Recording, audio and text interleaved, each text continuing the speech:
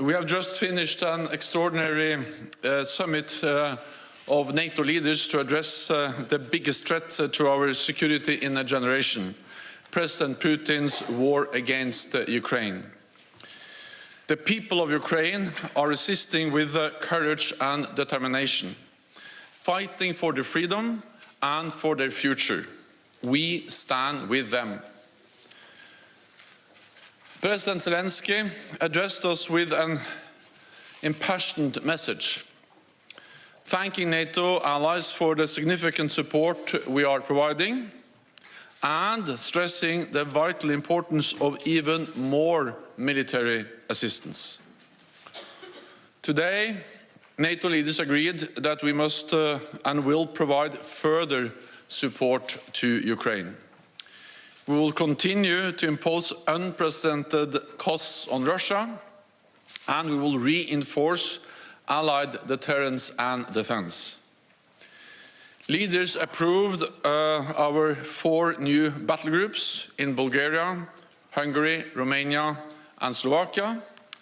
These are in addition to the 4 already in the Baltic countries and Poland. So we have 8 multinational NATO battle groups now, from the Baltic Sea to the Black Sea. Across Europe, there are 100,000 US troops supporting NATO efforts, and European allies and Canada have also stepped up. We have 40,000 forces under direct NATO command, mostly in the eastern part of the alliance, backed by major air and naval power, including an unprecedented 5 carrier strike groups from the high north to the Mediterranean.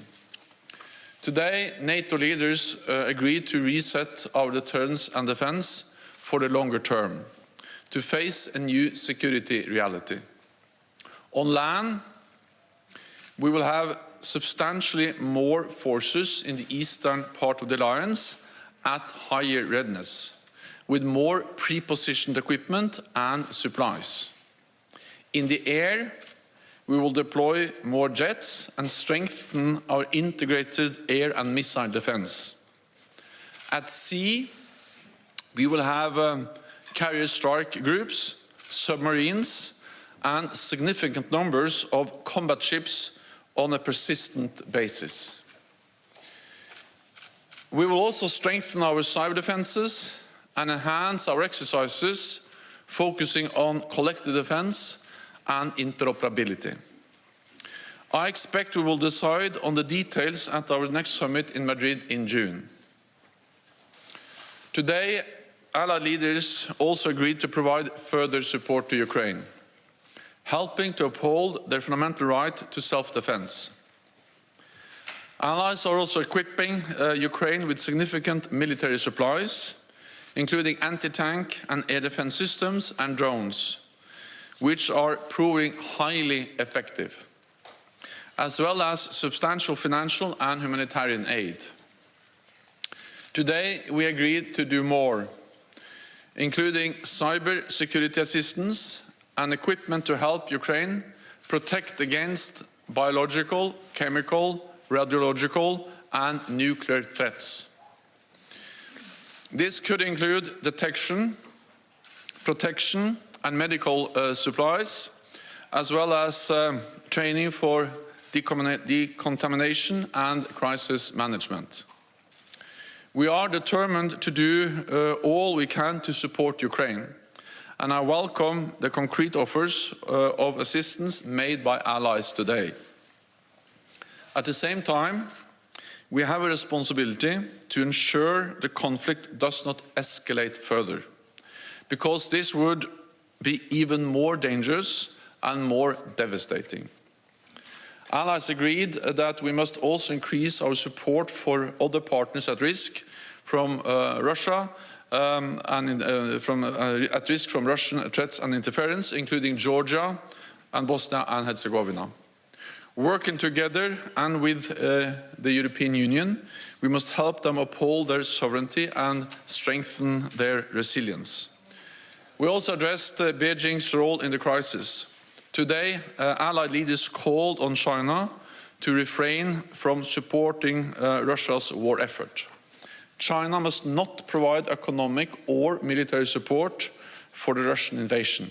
Instead, Beijing should use its significant influence on Russia and promote an immediate peaceful resolution.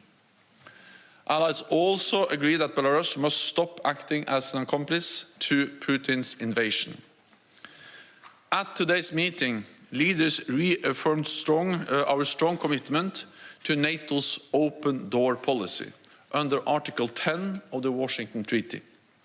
NATO enlargement has been an historic success, spreading democracy, freedom and prosperity across Europe. 1 month since the start of Russia's invasion of Ukraine, NATO's security environment has fundamentally changed for the long haul, and we are responding. But security does not come for free, and doing more will cost more. So NATO leaders agreed to redouble efforts to meet the defense investment pledge we made in 2014. Allies will submit additional plans on how to meet the pledge in time for the Madrid summit in June. And I welcome that a number of allies today announced plans for significant increases in defense spending.